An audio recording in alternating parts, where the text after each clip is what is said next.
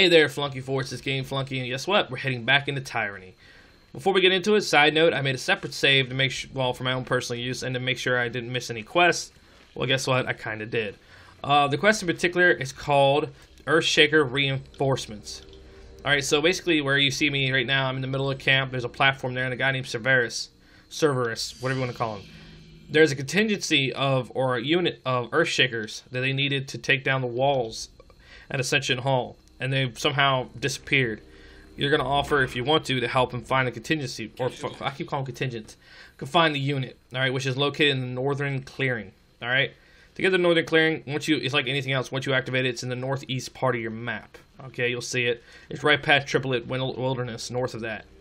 So, just to let you know, you cannot get this quest after you pick who's going to invade Ascension Hall. Just letting you know that now. Once you hit the northern clearing, it's pretty easy. You got two contingency. Why do I keep saying contingency? We got two set of units there. I think one team is a group of 4, and another team is a group of 3. After you fight them, you'll head to the northwest. Actually, after you fight the second unit, it's right next to, when they die, that area right there, the Earthshakers are like right to the east of that.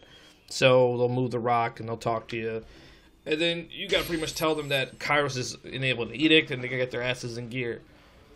Of course, it does increase your favor with disfavored, so if you're trying to increase your favor with disfavored, of course, appease them and make sure that, you know, that they get back to the unit. Here's the thing, though. The favor with the disfavored, you get, like, great, like, defensive buffs. But if you also get a lot of, like, fear with a unit, or with a group, or a faction, they also have special abilities as well. Like, for me, the Scarlet Chorus hate my ass, so I got a debuff against them. So when I fight them, they're weaker defensively against me. So as you saw right here, that's the Earthshakers off to the right. They are pretty much just sitting there. All you gotta do, like I said, you fight 2 units, that's it, and you find them. Other than that, is on to Ascension Hall. Now, when you get to Ascension Hall, you'll see that the disfavored are trying to attempt into taking back the hall. They're trying to break down the walls. Now, depending on who you chose to side with on taking this wall down is who you're going to end up partying up with in this part of the game. Just because I've built so much reputation with disfavored, I just chose disfavored. If you choose a Scarlet Chorus, the story kind of goes the same way. You got to breach the hall. Some certain events might be different. Basically, what happens is once you decide to invade, the groups of Vendrian Guard, or they call the Oathbreakers, are to engage you in combat. On the left and right flanks, you'll have, I think, 2 engagements. Does it really change what happens in the story? None that I've seen so far. It really doesn't change what happens or anything like that. Another little side note too is if you look at your map, all right, and I'll try it. I forgot to record this, but if you look at your map and you're looking for items hidden on the field, okay, if you see a little tiny circle with what looks like glasses, that means there's an item there that can be picked up off a dead body, a box, or a rock that needs to be moved, whatever. Keep an eye out for those, because in my case, I found new sigils, legendary weapons, things like that, which, again, I will go through as we go further in the game. Like I said, pretty much self-explanatory. If you have a high enough athletics, you'll scale the wall, which I'll skip to that right now. Now, on the eastern side of the wall over here, you'll see a little hand like you typically do when you see subterfuge pick or a subterfuge roll or an athletics roll. You'll just see right there. Click it. If you have a high enough athletics, you can scale it. I have yet to do a save file where I didn't have high enough athletics, so I don't know what's gonna happen if you don't make it. I'm assuming you'll get injured, or somebody in your party gonna have high enough athletics. I'm assuming Barrick's going to, unless something's really wrong with your save file. Then I don't know what it is. But other than that, pretty much engagements after this. Again, if you look here, real quick, let me zoom in. Okay, never mind. I'm going to try to like minimize or zoom in on that little icon that tells you where items are located.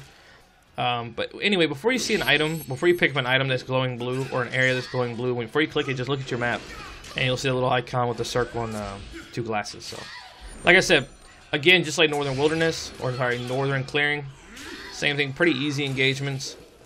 Once you clear all these guys out, Iron Marshal Uranus is going to bust through the wall, and you're going to lead a charge to the rest of the Ascension Hall.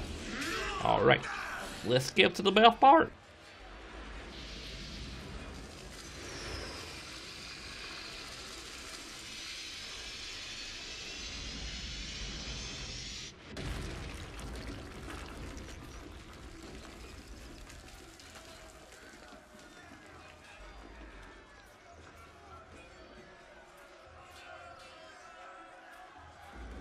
Okay, the only real significant thing that's going to happen right here is that when you go to the next loading area, you're going to run into the Scarlet Chorus. I'm assuming if you sided with the Chorus, you're going to run into the disfavored, so whatever. You could choose, I think, to talk about Kyros's Edict, or you could leave it up to the Iron Marshal to fend off against the Scarlet Chorus, which, again, doesn't affect your storyline because she was alive at the end of all this, so I don't know. So if you're going Scarlet Chorus, I guess you could do the same thing. I really don't know because I haven't played through as the Scarlet Chorus. The next part of the story, I'm just going to fast forward through because just nothing but in combat and engagements. I will stop, though, at one point to explain there's a sigil that you're going to want to pick up for your spells. So, other than that, we're just going to fast forward through.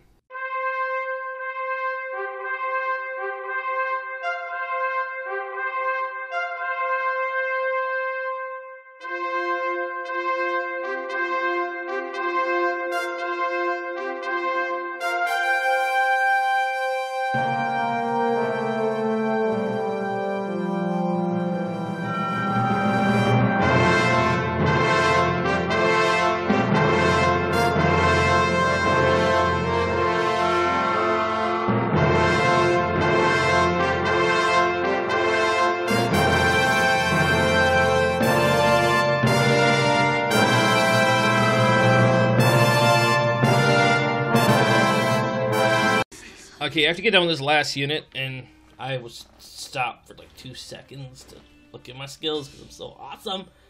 Anyway, on the desk located in the room, there's a lore sigil here. Don't forget to pick that up, even though, again, I would show you because I'm just a genius. I'm leveling up all my characters. I decided on this playthrough that I was going to go for Lantry to get that little, see that little right there? That one all to the right in the middle of, what is that called? Sage, the Sage skill tree. Allows you to find special sigils in the world, which I regret not having that now. I'll probably go back, and when I do another playthrough of another file, I'll probably put that in sooner.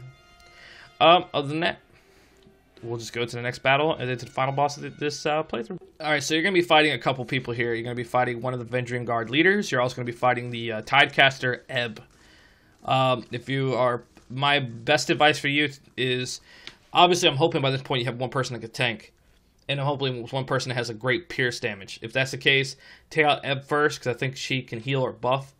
Now, in this conversation, you do one or two things. If your subterfuge is high enough, you can trick or bluff them into thinking about the Scarlet Chorus and the disfavored coming after them, even though she already knows that they're feuding.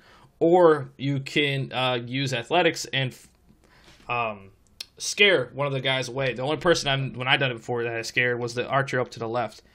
Other than that, it's a straight-on mosh pit fight. The one thing, and I'm going to detail this right. Okay, so if you see how I'm fighting right now, they pretty much all went to Barrack, even though my guy has a passive to like naturally taunt other people.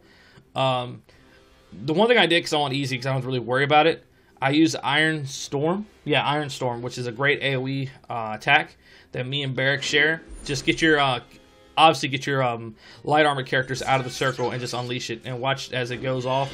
Yeah, here we go. It does massive damage. You get these special combo attacks when you build up a relationship with your party.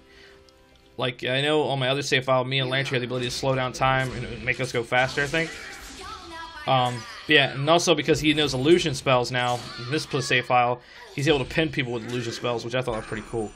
Like I said, focus on your always, in my years of playing games, always focus on your long-range DPS or healers. Knock them out first. I didn't have to worry about it in this case because pretty much excuse me, I have it set on easy, so I don't have to really worry about it. Then after that, she's done because it's like Ebb's over. It's just boom, pow, right in the kisser. All right, in walks the Iron Marshal. Yay, day late and dollar short. Yay, you saved the people. Now you can decide to betray them here and acquire the spire for yourself. Tidbit information, you get it anyway, so you'll get it anyway, trust me. You'll just believe me when I tell you, you'll get the spire. Trust me, when you see what's about to happen, you will win the spire. Now you can go ahead and recite Kaido's Edict. I think it says, yeah, we have pretty much you have, yeah, here we go. Yeah, see? Trust me, you're about to see why nobody's going to challenge you for the spire. Who, the flying Funky, would challenge you for a spire when you just did this? But I'm going to end the video here because I'm not going to tell you what's going to happen next. I'm going to show it to you in the next video. Alright guys, this is Game Flunky signing off, saying I love you. Thanks again for helping me reach 100 subscribers, and the big giveaway is coming Sunday. Adios, muchachos. And again, I just want to say I cannot what's the word for it? I don't know. I cannot say it enough to thank you all for your support and love and kindness and helping me reach 100 subscribers. I hope that we continue to break milestones together. As always, I appreciate your support, and Sunday is going to be a big giveaway.